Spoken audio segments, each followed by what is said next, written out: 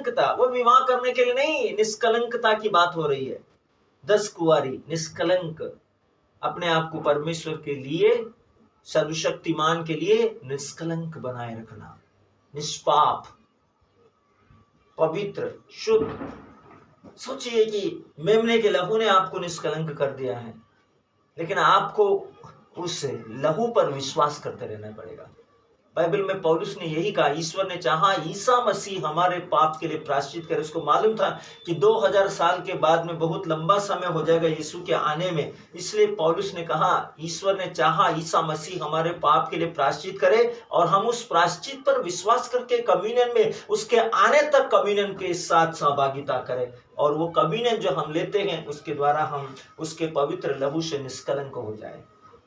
तो आपके और मेरे लिए इस निष्कलंकता में बने रहना बहुत जरूरी है। निष्कलंक होने के साथ साथ, पवित्र होने के साथ साथ, निष्कलंक होने का मतलब है अपने वस्त्र धोना, अपने शरीर को पवित्र रखना।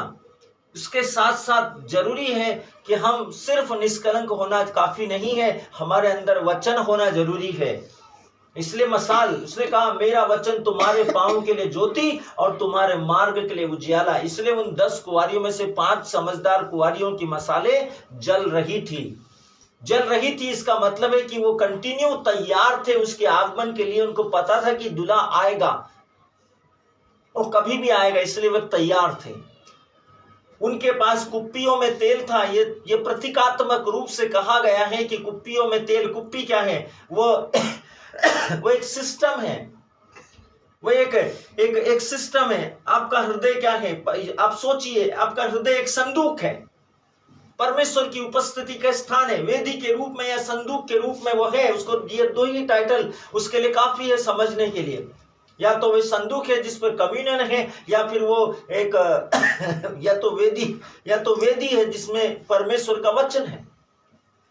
उसमें कुप्पी के अंदर जो तेल दर्शाया गया है, वो पवित्र आत्मा को घोतक करता है, पवित्र आत्मा को दिखलाता है, पवित्र आत्मा को समझाता है। जिसके पास वचन है, जिसके पास पवित्र आत्मा है, जिसके पास में निष्कलंकता है, जल से धोए जाने का अर्थ यही है, बपतिस्मा का अर्थ यही है। मेरे बाद जो आएंगे वो पवित्र आत्मा और आग से बपतिस्मा देंगे। पवित्र आत्मा क्या है, तेल, और आग क्या है, वचन।